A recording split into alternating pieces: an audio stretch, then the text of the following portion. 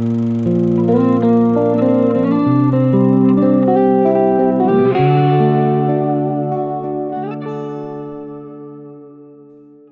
everybody, and welcome to episode 57 of Behind the Camera with AndyGames, the podcast where we shine a light on the storytellers, the creatives, and the voices behind the camera.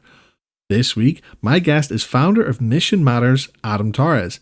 We discuss Adam's background in podcasting after a move from working in finance, the power of finding your voice as an entrepreneur, and how Money Matters became Mission Matters. If you'd like to support the show, head over to the About section where you'll find a link to my Linktree. This has everything from social media pages and merch to the website and much more. Like, share, follow, comment, or leave a rating. Every little bit goes a long way, and I truly appreciate it. Now, here's the interview. Adam, welcome to Behind the Camera with AndyGames. Absolute pleasure to have you on the show tonight. How are we doing? Andy, man, I'm excited. I'm excited to reach out to that Northern Ireland audience. I'm in Los Angeles today, and I can't wait, man. This is exciting. Yeah, no, I've been very excited to have you on, very excited to chat to you and just really get like an insight into what it is you do and your journey, how you got to where you were. So obviously you're a global speaker, top 2.5% podcast host, which is no small feat. Take us back to the beginning. Like, talk us through how you got to this position and what is your history of speaking and presenting. How did you sort of fall into that kind of world? Yeah. So first thing I'd say is for everybody listening, sometimes it's easy to see where somebody's at or watch where they're at and think, oh, okay, that person maybe can do something and I can't. And I'm just going to let you right now. I started out as the world's worst podcaster. And I'm not being humble. Let me tell you, Andy, my first show, I was so scared to do a show and to like be behind a mic or anything else. I didn't even use my real name. I was scared people were going to find out that I was doing a podcast. My first 300 plus episodes, I don't even know if we could call it a podcast. You could call it recordings on your phone with Adam that were uploaded that didn't have an intro, outro, and were not edited. So but we built an audience from it. It was amazing. So I didn't turn on a camera like you're doing right now until after 1,500 episodes. Wow. You turn a camera on and like I'd go blank. So I didn't do an in-person interview until like after 3,000 interviews because I was deathly afraid that, to be across from somebody else doing that interview. I didn't do an interview in front of it like a live audience with hundreds of people till I had like something like 4,000 interviews under my belt. Wow. So the reason why I'm bringing that up and the reason why I come on shows and I'm coming on shows right now is because my aim and goal is I want to inspire other people to do this. Like, I'm not a natural. Some people might be like, what does he mean? He used to be the world's worst. He ain't that good right now. That's fine. I'm right with it. Just tune in. I'm getting better. I'm still working. Maybe when I get after 10,000, I'll be better. So some people just have to work and try harder. It's okay. But I want other people to get in this game. I started Andy as a financial advisor. Like I was in finance. I didn't know anything about media, production, shows, distribution. I didn't even know why anybody would want to do it. I had a misunderstanding and an incorrect perception of people that were, doing things like podcasts or writing books and other things. I thought these were people that just had egos and wanted attention. Like I didn't really understand the concept of the thought of like sharing your story or providing a platform to help others share their story so that we could all learn and benefit. I didn't know. I just had a little bit of a chip on my shoulder. Like I thought I knew something that I didn't. And, part of, God working on me and these experiences that I've had throughout the years, I've been in this game 9 years now. So all of these experiences led to what you see today and a different level of understanding of like the importance of what we're doing and how we contribute to humanity by doing these interviews. So that's kind of a synopsis of where I've been. And my main thing, though, is that if somebody's listening or watching this, like I want you to get in the game, too. I want you recording. I want you creating. Absolutely. I'm a huge fan of what you just said there because and you could probably attest this as well. Like the amount of people who you might speak to about podcasting or speaking or anything like that, the amount of people who say, nobody wants to hear what I have to say. It's like, Yeah. well, you don't know that until you do it. Like, if you're passionate about something, Yeah. why not show that you're passionate about it? Why not just really talk about it? And I think that's something that's like incredibly slept on, because so many people are afraid to use their voice. But and that's the thing. It's a very I was. yeah, and like the same for me, because I even say, like, this is episode 57 here right now, and like I still say to Wow, people, congratulations. thank Hold on, you, that's amazing. thank you so much. Like Yeah, I'm told most episodes don't go after, or most shows don't reach after like 20, 24. I hear different stats depending on where you yeah. come from, but I you're that's it. like, I hear even you're less. already Like, at the top right there, over 50. Congrats, man. thank That's you so amazing. much. Like, Mhm. but even at that, like, I still say to people today, like, I'm like, okay, if people don't care what, like, if you think people don't care what you have to say, what I've been doing this over a year, what makes you think people still care what I have to say? Do you know what I mean? It's like, Yeah. but the thing is, if people can see the passion behind what it is you're talking about, or what your voice has to bring, then Yeah. people are going to tune in. And like, especially with like interview based things as well, Yeah. because people are into conversational sort of topics. Mhm. People are into relatability. There's just so much about it that people don't really kind of understand sometimes. And like, Yeah. that's okay. And that, but like, that kind of feeds into what you're saying about like, people should get into the game. People should just get into this game and just really see the power of it, because, well, Mhm. it comes down to networking, doesn't it? You know? Yeah. And like, I'm seeing like a lot of similarities too, because like I also work in finance right now, and up until maybe a couple of years ago, I kind of had the same view on podcasts too. I was kind of just like, yeah, I like the idea of it, but then at that point where I was like, kind of, you know, when you're not really invested into podcasting, Yeah. what is kind of podcasts you're exposed to?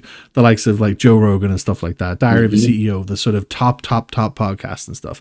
But it's like, kind of, when you sort of get into it, you see the more underground podcasts, you see like the sort of, I like to call it the grassroots, but Yeah. you know, like, Those are, I'll just be upfront. Those are the ones I like. I don't like those big ones. I just don't. I don't get into them. I can't. I'm not into a 2-3 hour episode. I'm not into. And nothing against it. Obviously, they're doing great things. They have huge numbers. Their numbers. I'm not even a baby in like a speck compared to their numbers, right? But you know, I don't enjoy them. It's just not my thing. It's okay. And so the reason why I say that too, though, is because there's a lot of people that might not enjoy my show, but might like yours, or they might like somebody that's listening to this that they're just starting out and they don't know anything that they're doing, but maybe there's a relatable experience or something. It's weird the way the voice works. It could be where you grew up. It could be an experience. It could be a trauma you had. It could be something that links you mentally with one listener that's going to prefer you over any other podcaster, and then you're their guy or gal, or you know that. So it's not even about that. It's about creating and trying to bring something out to serve others. Yeah, 100%. Like, that's the thing. That's what I kind of like about doing shows like this, you know, where it's just kind of, it's like, sort of, who are these two people talking? Don't know, but let's hear their story, kind of thing. Yeah, because if it's like, if it is something like Rogan or Diary of a CEO, the people who are on, you know the people already, but you just learn the little tidbits that you might not have known. That, but then at the same time, there's a lot of media training behind that, you know, and that's not the kind of talk down what the sort of content is, but at the same time, it's like, I kind of just sort of feel like it doesn't really kind of capture the true nature of who these people are. And it's sort of like, I have actually had like quite a similar conversation before, where people are saying like, everyone should have a podcast. Like, just to generalize it, everyone should have a podcast, or at least. Andy, I got a book coming out later this year. It's called 1 Billion Podcast: The Future of All Media.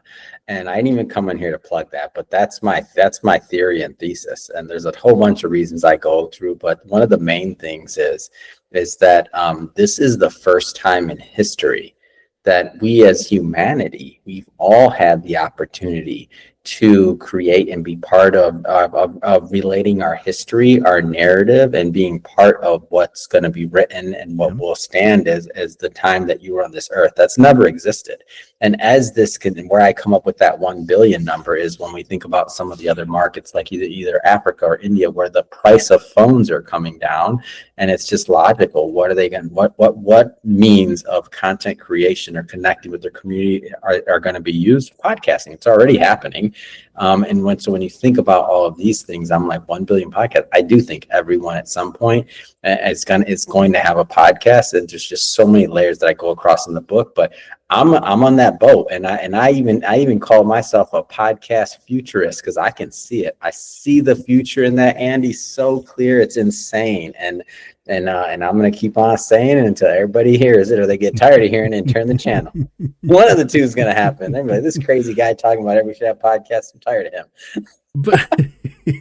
But it's so true though, because we're in this sort of digital age where everything is that much more accessible. Mm-hmm. Like it's so much easier to leave behind a legacy now than it would have been 20 to 30 years ago, or at least my grandparents. I wish, do you know how much I wish that I could hear my grandfather's voice or my grandma's voice? They're no longer with us. They lived to be in their 90s. I mean, could you imagine if you heard their story?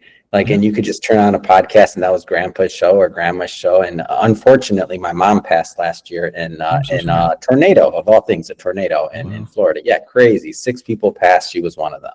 I'm sorry. And this tornado was really insane. But what's interesting though, and what's kind of, when I talk about like God revealing things, and when as you see your calling and things are kind of shown to you, when that happened, an entire another level of what the importance of what we do in this podcasting and this work was revealed to me. And it's this, out of everything and all my memories and everything else with my mother, I have like 3 episodes that I did with her. That's what I enjoy. I can hear her voice anytime. I can play those. I can hear her tell her stories. I don't have kids yet. One day I hope to have them. That's how they're going to hear from their grandmother's mouth what she was about and what her life was like and her journey. So think about like any, maybe any family members that you no longer have and can connect with one-on-one. Like how amazing would that be to hear their voice, to talk to them? Think about like our great grandparents, right?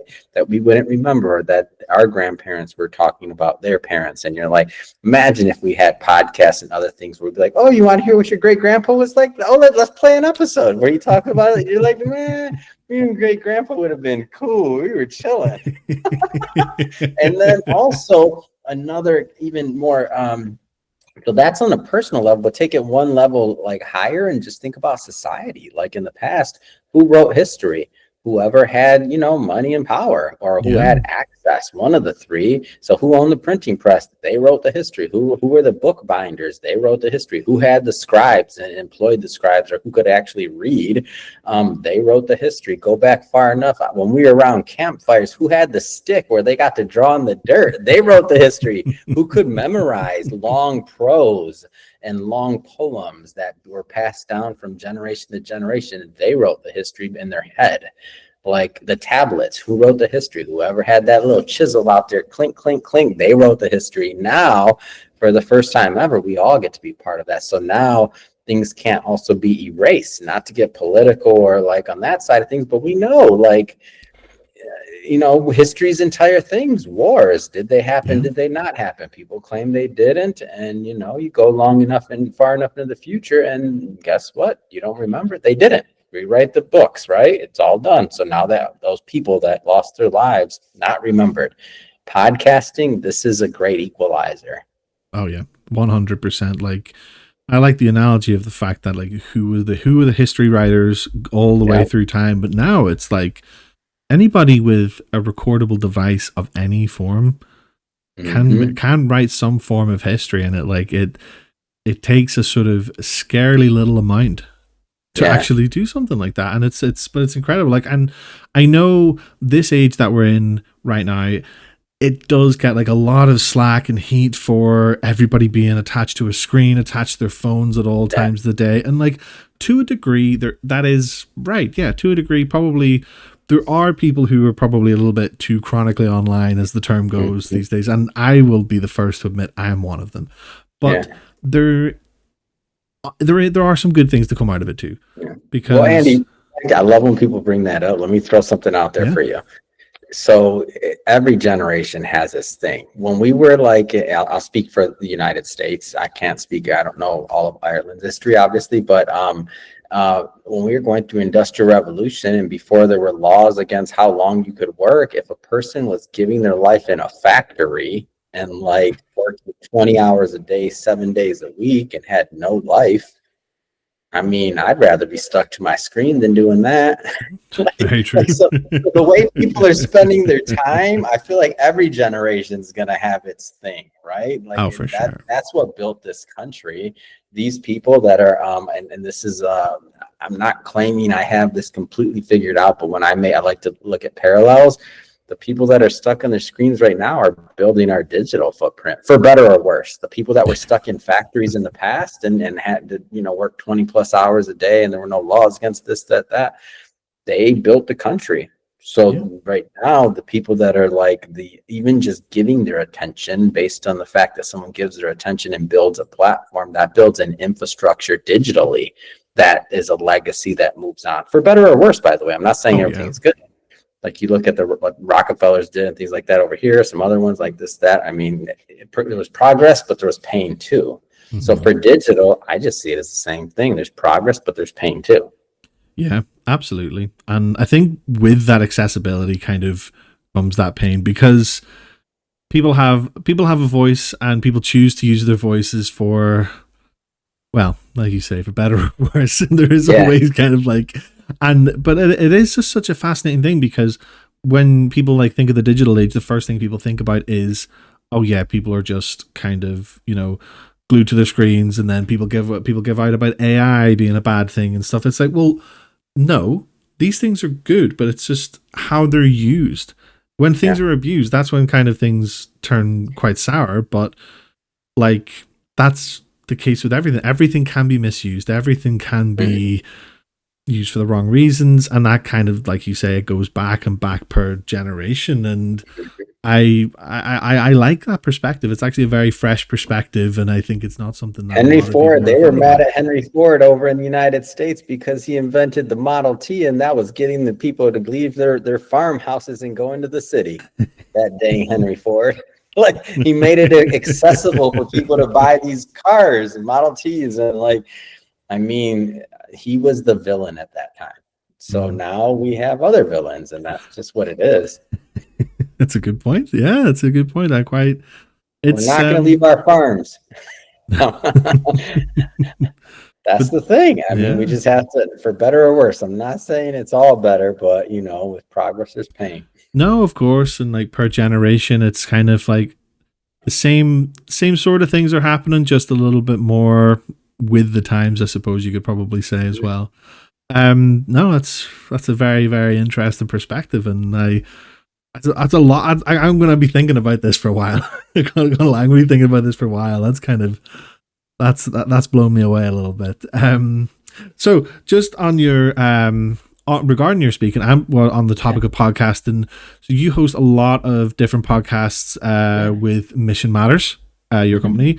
So I actually quite like. I was looking through as well. I actually quite like how they are divided out as well. You have your business, your finance, etc. So what can you tell us about that? And like, obviously we'll come to Mission Matters as an entity after, but just about your podcasts. So I'll tell you it was not a plan in any way, shape, or form. The original brand was called Money Matters Top Tips, and I was a financial advisor. It was going to be a financial platform. That's what we thought we were going to do, myself and the other co-founder, Chirag Cigar. And one day I'm doing an interview, and the guest says, like, Adam, money matters, but mission matters too. And it hit me in the stomach. It was like, God, the way that God talks to me normally is I normally get like a punch in the stomach. I might get a headlock, a noogie, something, but God gets my attention. Like, he doesn't play around with me because he knows I'm a little stubborn, a little hard-headed. It's okay. He made me. It's okay. So I literally, I can't get this out of my head. Like, mission matters too. And then I told the other co-founder, I'm like, hey, Chirag, like, what do you think about this? And so we talk about it, then we just kind of leave it on the side, whatever. A couple weeks later, he calls me back, Chirag, and he's like, hey, Adam, what do you think about the name Mission Matters? And I'm like, that's a great idea. But if we got enough money in the bank account, I don't care. We have to buy the domain. It has to be missionmatters.com. We can't add a letter. We can't do anything else. It has to be the straight missionmatters.com. So we looked it up. It was available. We bought it. And then it was a leap of faith. To say, to be called to something and to step without and not know what's going to be on the other end, to say that this was a leap of faith, just for some context, we'd already published books. I'd already done 1,500 interviews, all under the Money Matters brand, all of it. And so we had social media built out, everything else. So we literally we lost all our subscribers. We stopped on a dime, and we started an entire new company and brand, and we called it Mission Matters. And we launched. Then we looked at so now we had kind of like this redo, so to speak, because we were starting again from scratch. So we looked at the content and realized that, based on the quantity. So just for some context, I think I mentioned I've done over 6,000 interviews already, and I'll do 1,500 plus interviews this year. Wow. So if you put that into context, it's like 40 years of content I do every year. So what happens is we are like, let's figure out a better way to distribute that content. And so what we did was we looked at the different niches that I cover, and then we basically segmented them all out. So I host 8 different shows. One's a money show, one's a business show, one's a tech show, which is called Innovation. One is a startup garage, one is a fitness, one is entertainment, one is a luxury and lifestyle show. So all of these shows, I interview individuals from all of these different niches. And what'll happen is it lets people select what type of content they want. It's pretty straightforward. So nothing too crazy there. So so that's how it was all developed. And I'll tell you, speaking of God, like you kind of like take that leap forward and don't know exactly what's happening. And from that point on, it just started to grow. Like at that point on, it's a bigger brand, it's a bigger mission, and it was more aligned with the content that I was creating anyway. Because even looking back at that time, we thought the shows were originally going to be pretty finance heavy, because that was my background, and we thought that's what the audience would want. But we found that we were getting people from all different industries, and they were interesting people, so we still wanted to have them on. So Mission Matters was just a better aligned brand for us anyway. People knew what to listen and tune in for. Yeah, absolutely. And like it does make sense, especially because it allows you to sort of niche and reach out from like the money side to all these different other topics as well. So in terms of the rebrand from Money Matters to Mission Matters, how come it had to be from like a clean slate and not just a simple like name change and sort of diversify? And what was the sort of like decision? So it was hosting. Like ultimately we wanted to have a clean, and when we started this, we didn't know how big it was going to get.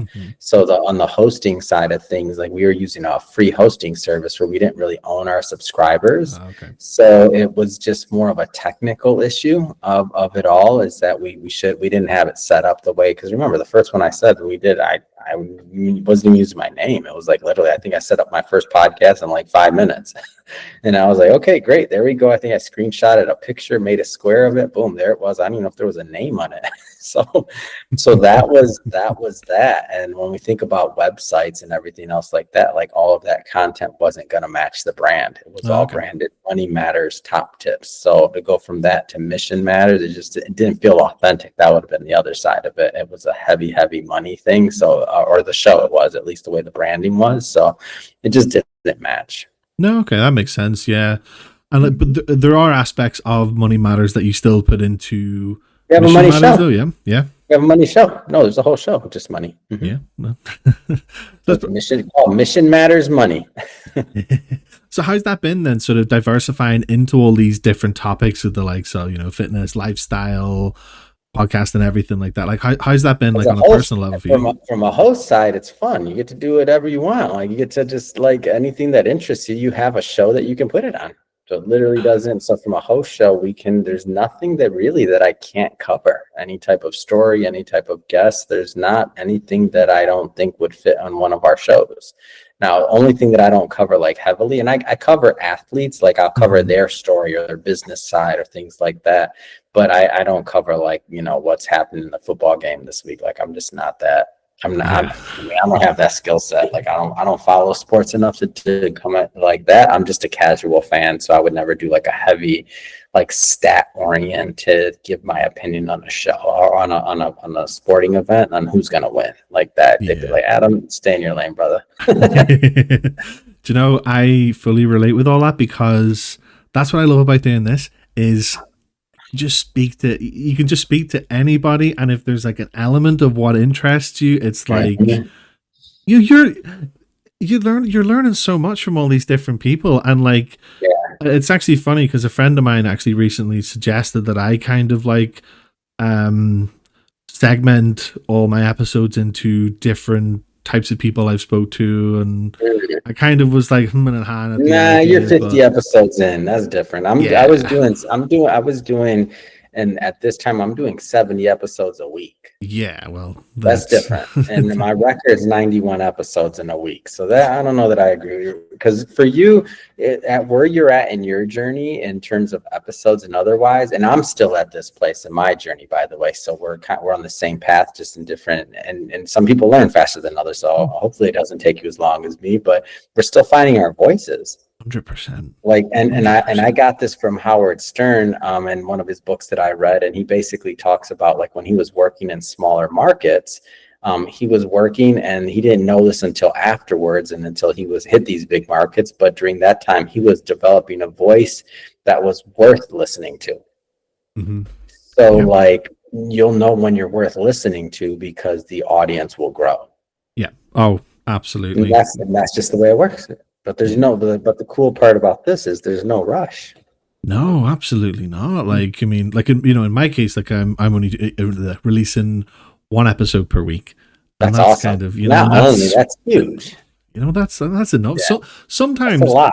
I might do two a week if the right sort of episode comes up or something like Yeah. that, or if there's something comes up out of cycle, it's like yeah, sure, but like doing one a week, it's just And you know where podcasters go wrong on this, and they don't quite get it, is that one a week is plenty, and the reason is because it takes time for your audience to get used to your voice and yeah, to grow and to lean in. So what happens is somebody starts a show, they get to do a bunch of episodes, maybe they have some that get a bunch of downloads, some that don't get any, some and it goes up and down, but they don't realize that they're winning their audience's trust, and that takes years. oh That yeah, takes years for somebody to make it to feel that you're going to be somebody that they want to listen to and worth listening to. And they might have to listen to a couple of your episodes before they even hit that subscribe button. You might have to hit them from multiple different angles. They're like, oh, this guy again? Wait, he's interviewed this person, or wait, he's doing that. What? Oh, okay, I'm going to subscribe to this one. I want to listen to some more of this. yeah, Like that can take years. But the cool part is those are sticky subscribers. oh yeah. Once somebody's into listening to you, they're gonna listen. They'll be with you for years. You won't even know. 10 years later, they'll still be listening to you. But whoa, hold up! I mean, like you'd be surprised how it works. Oh, 100%. Like, I mean, I've had like so far in like my first year, a few people who like every week they'll be like, listen to your episode, loved it. Like, I'm like, that means the world. Like, just That's to be awesome. told by even just two people or something like that. Yeah. But that actually It's kind of not brings up. just, by the way, though, it's not just. That's another area that when podcasters mess up is they don't, and not saying you're doing this, but like expectations. Oh yeah, yeah, So when you 100%. think about like, so I like to give them the math or the numbers to kind of shift that perspective. So if you think about like, okay, let's say Instagram, you put out a post, you get 100 likes. Let's say that if we're being generous, it took a half a second for each one of those likes. They didn't read the caption, just chill out. I don't care what you wrote. They didn't read it. They maybe watched the video, but let's say you got 100 likes on something, whatever. So let's just call it 100 seconds. Great. You got almost like, 2 minutes of somebody's time. Now you think about a podcast episode, and let's say that you got 10 downloads, and let's say it's an hour-long episode. That's 10 hours of somebody's life that they gave you. That's insane. And they gave it to you instead of, let's say, watching a Netflix episode that could have cost, $500,000 or dollars for that production value of that one episode, or 50,000 or whatever it is. But instead of doing that, they listen to your episode. Oh yeah. That's special. And then when you get larger audience, let's say you get 50 downloads, I like to tell people it's like you're speaking in front of 50 people doing a keynote. That's a big deal. That's really cool. You get 100, that's amazing. Oh yeah, 100%. And like, it's actually quite interesting you say that, because about 6 months ago, just a little bit over 6 months ago, I changed up the format of what I do. So I used to do all my podcasts live on Twitch, and I changed it up, started branching out. How did you like that, by the way? How did you like the Twitch like live? I loved it, but it was, I mean, it served its purpose for when I did it. But whenever I kind of changed it, I like, looking back, it was the right time to do it. I felt like if I did it any longer than I did, I would have kind of fell into a niche that I didn't want to fall into, which I was kind of already on my way to there. But like at that point, I kind of felt like I had like the kind of audience behind me, and I was able to kind of just sort of branch out at that point. But I really enjoyed it. I thought it was really cool. But when I changed the format into doing it offline, putting some production in, and like go back to what you said, like as well at the very start, where no editing, just no intro, outro. That's exactly what I did when I was live. I did it all in one take, and it worked for what it was. But at the same time, there's nothing like a bit of production. But anyway, I digress. What I noticed about that when I changed that is the number of downloads, the number of listeners, and the reach just absolutely plummeted. But more people than ever knew about the show. Like it was such a real crazy sort of adjustment for me. Like I was sitting thinking, it's like, oh, nobody's listened to it. I shouldn't have changed it, this, that, and the other. But at the same time, I was like, no, changing it was the best thing I could have done. And I'm glad I kind of like stuck with that and knew that. Yeah. But like, it was just such a strange thing. Like people, like, not that people tuned out, but the numbers went down, but more people were aware of what was going on. And I was kind of just like, this is like growth in a way that I have never thought was actually possible. It was so real. Strange to me. It's real. And the thing is it's real. Like the people, and then it's a very intimate relationship between, and I like to think of it as like, especially like somebody's wearing like you're wearing some AirPods, or you're literally like sitting in somebody's ear canal if they're wearing AirPods. Like, and normally a podcast listener is gonna maybe listen to the content in some of their most like precious moments of the day, like that moment when they got to go to the gym, or when they're driving their kids to school, or they're like winding down at the end of the night and they're laying in bed, maybe reading something they want to put on a podcast. Like, so they're inviting you as a host into like many of their special moments during the day. And so it's just a unique way to connect and build an audience. Oh, I 100% agree. There is actually something you said that raised a question I want to actually ask you, because obviously you have multiple podcasts of an interview style nature, and this is something that someone actually asked me recently, so I kind of want to get your opinion on it as well. If somebody was to ask you, where should I start when listening to one of your podcasts, what would you tell them? The last episode. Just go. And then I would go to the last episode, push play, and leave it on all day long, all night, and then and put it on the computer in your bedroom, put it on the other computer, put it on your computer at work, and just push play and let that baby ride. It's because I never and then share those links with your friends, families, your dog. Your dog got a laptop in his room. You better put it on that dog's laptop. There's got to be a dog barking in the back of one of my episodes if you listen long enough. So he's something in there for your pets too. That's what I would tell them. Do that. Fair enough, because I got asked that question for the first time like a couple of weeks ago, and I was like, I didn't really know how to answer, because like when you do an interview style podcast, it's not sequential. It doesn't follow a series. It's just. Well, I'll tell you one of them that I share sometimes. So okay, so that's what I actually do. But if like, let me take that question, but from a different angle. So let's say that somebody's looking at growing their show and they kind of want to hook, or let's say that they're trying to book a larger guest than they normally have on the level of their show. So what you'll do then is it's basically whomever one of your most famous guests are that you've interviewed and that you like. So Some of the people that I'll send out, or my team will send out to, let's say that I know we have certain press kits that if we're going to a certain event, like right now, I'll be going to Singapore for this Milken conference in Singapore and things like that. And let's just say as press, they may want to see a sample of your work. So you want to and so that's a very specific, unique thing. I know that wasn't necessarily the context you were asking the question, but I want to give you a little bit more too. So then I have a couple of episodes. Maybe I'll send them like the David Meltzer episode that I did, and that's a gentleman who he made 100 million, lost a million, made again. Like, he's an amazing story, big brand. Or maybe like an Elena Cardone, so Grant Cardone's wife. I mean, I did a great episode with her.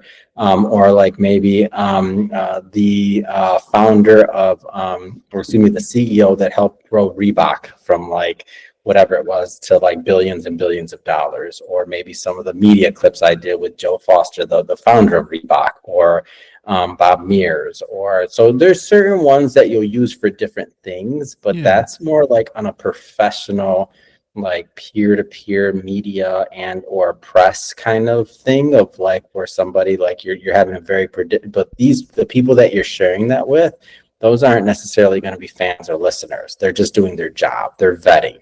So that's where you kind of want to have your list of a couple episodes that you really know you kind of knocked it out of the park and they're the right names. But those the ones that I would share with, like, if Andy's like, where do you start? Nope, I would say exactly what I said. I just released one earlier today. Andy, start there. It's easier if you just push play at the top of the list, go cook, come back later. It's all right. Don't worry, let it play in the background. It could be, and by the time you're going to sleep, don't worry, it'll lull you to sleep. You're good, man. What's that octave or whatever? You know how people listen to that thing to help them sleep better? White noise. There you go. My podcast will help you sleep better. Just put it on low. I got a monotone voice. Just play it all night. You'll be good. That's it. That's solid. That is what next time someone asks me, where should I start? Podcast, it'll put you to sleep. Only if you listen to it late enough at night, but like any other time of the day, it is, it's all good. It's all good content. Can I spread some fake news to you, Andy? I don't know if it's real or not. It was just a meme on Instagram. Let me spread a little fake news. This might be real, might not be for everybody listening, but I was like, I'll buy that. So they said that like when you're in a relationship for a long time with someone, that you may tend to yawn more, but it's because the way that we evolved over time is that fight or flight. So when you're with somebody you're really, really comfortable with, you're gonna let your guard down. So if you find yourself in a relationship for a long time and your spouse or your husband or wife, whatever, and you're doing a lot of yawning, especially as it gets a little bit later, it just means you're very comfortable with the person because you've been around them so long. Again, this could be complete fake news, but I promise if you listen to my show often before you go to bed, you're gonna be yawning. It's okay. We'll get to know each other. I'm gonna ask my wife after this if she's noticed over the last 5 years. Do I yawn more around you at night now? I don't know. It's like, over the last 5 years, have you noticed a trend here? That's food for thought. Like because I know even whenever you were saying that the word yawn, I was just thinking, oh no, I'm trying not to yawn here, but like, so see, that's what my podcast does. Tune in. See, it's already working. You don't need any melatonin. Just need a good old podcast. You need to push the play button. Well, that's the thing, though. I mean, because like, if someone falls asleep to the podcast, it adds to the statistics. It's the good retention. You've got the plays, the retention, everything that you need when you're checking the analytics. That's all, so. But make sure you go back and listen to it to really absorb the content in and then fall asleep, just have it on a rinse and repeat. Yeah. Often. So I just wanted to touch on your public speaking as well. So we've talked about the podcast, and obviously, so you do a lot of public speaking, have delivered over 1,000 presentations, global audiences. How do you find this compared to podcasting, like your feeling when you're on the stage versus when you're in front of the screen?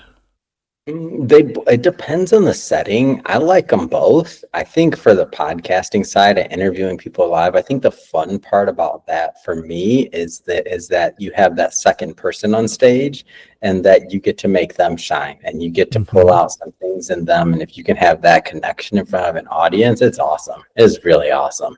I think it's a lot of fun. And I also think that the interview content and stuff like that at the end is just really cool to have. So we have, a huge catalog of all this stuff, so obviously, and on YouTube and all the other stuff. So the Mission Matters Business, that's our primary YouTube channel, Mission Matters Business. But when you're speaking, the fun part is you're then communicating directly with the audience. So it's just Hmm. two different feelings. So your connections directly with the audience, but those aren't usually, unless you're doing maybe a TED talk. So it's intentionally like recorded and this and that. Those you don't usually, you kind of have the feeling while you're there, but when you walk away, it's kind of done, right? It's done. I mean, it was fun on stage, all the other things, but you're not normally gonna like record that and upload that necessarily. So for me, I like both a lot. They're just two different sides of really trying to give value and teaching somebody something. You teach somebody something through an interview or by direct presentation. Yeah, of course, of course.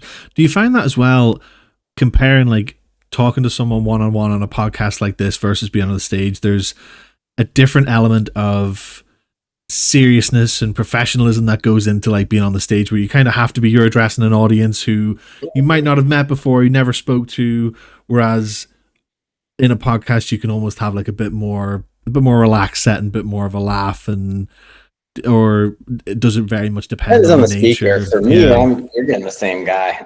Well, that's good. I think that's a Yeah, good you're getting selling the point same though. person, but I also know that when I'm booked, that's who they want. Like they didn't Yeah. book me because I came up with some novel invention. Like no, they want Adam up there, the same one from the podcast. So that's what I give them, and I know that's what the audience wants because that's why they hired me and that's why they put me in front of that group of people. So Yeah. for that, I'm pretty the same. Yeah. For others, I can't really speak on it. I don't know. Like No, if fair. anything, when I'm doing a speaking engagement, if anything, just depends because now I don't have the guest in. I don't want to say in the way, but it's just me and the audience. So if Yeah. I know what it is, then I can riff. I can take it anywhere I want to. Then who knows? Depending on the laughter, depending on the audience, I might go further on that than on a podcast where I need to reel it in because I don't want to. I want to make sure that it's a conversation. Yeah, of course, of course. Mhm. Yeah, no, that makes sense. I suppose like it kind of keeps that authenticity of who you are on the For sure. podcast, and that's the kind of person that they want to speak to their audience. And even if the subject matter might be a little bit more topical than what you might talk about with a guest, it's still the same nature in terms of how you For sure. present yourself and what. Yeah, of course. No, that makes total sense. Like, and how then did the public speaking come about? Was this just a case of you had your podcast series, you had Mission Matters, Mm. and did somebody just eventually reach out and be like, "Oh, we want you to speak a XYZ event," or Before the podcast. okay, So first it went, when I was a financial advisor, I did a bunch of speaking. So that was one side of things. And then when I launched my first book, Money Matters, then that's where people started to reach out. I mean, been on speaking tours as far away as China, and that came wow, from people reaching out to me cold on LinkedIn. At first I thought it was a scam. I'm like, what? You want to send me to China? What's going on? I wasn't born yesterday, buddy.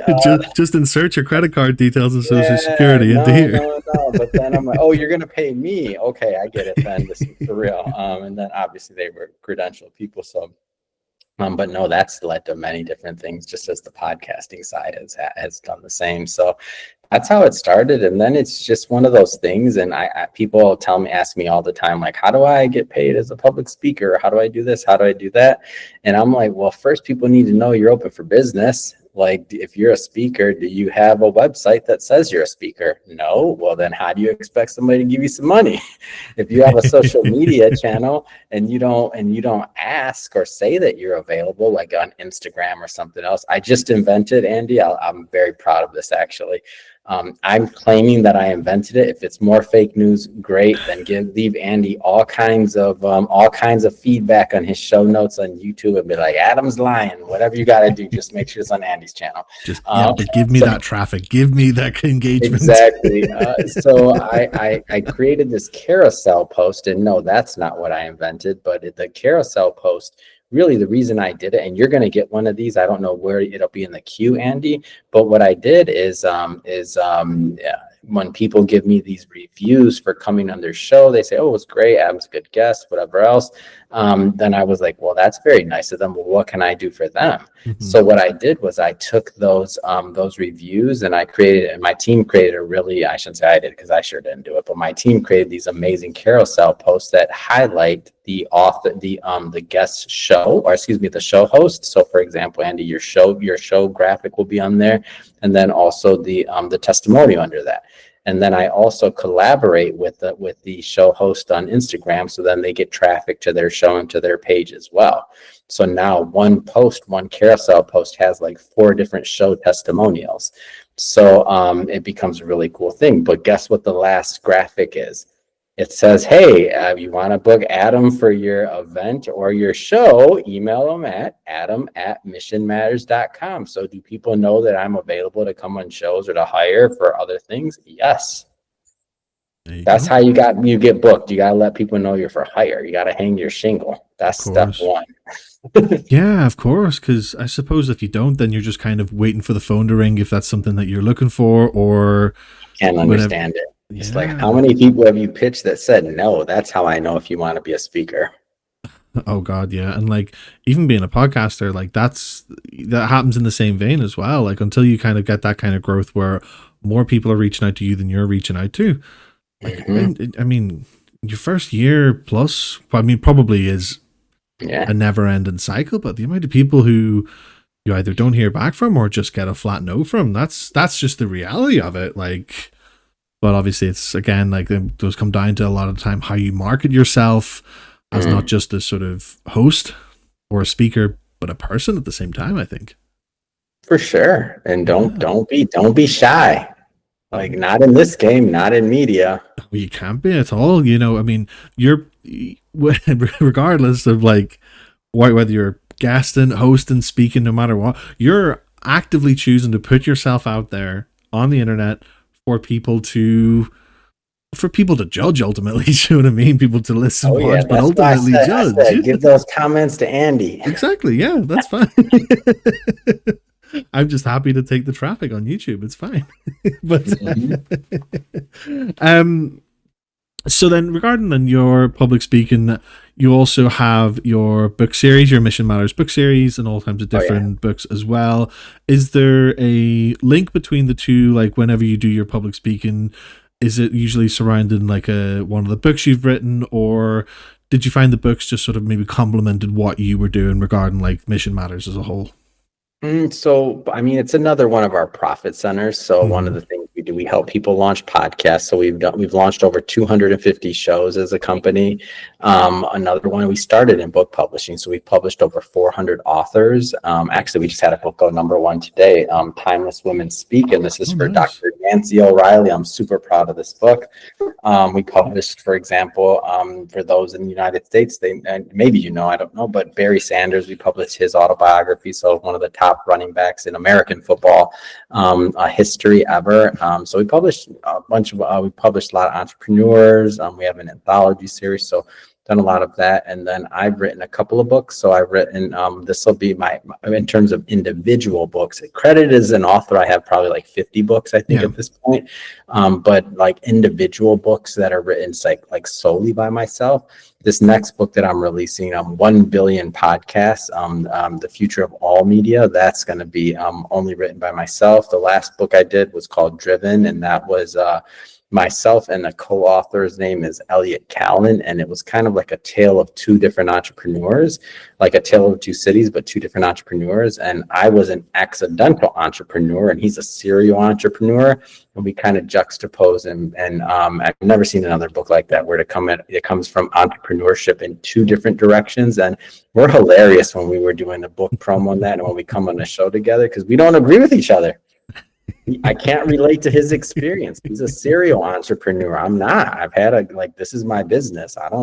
Before this, I was corporate. I don't know about to me, it's risky. I don't even understand how serial entrepreneurs do it. So, sure, I'm an entrepreneur, but I'm an accidental entrepreneur. So we go through that.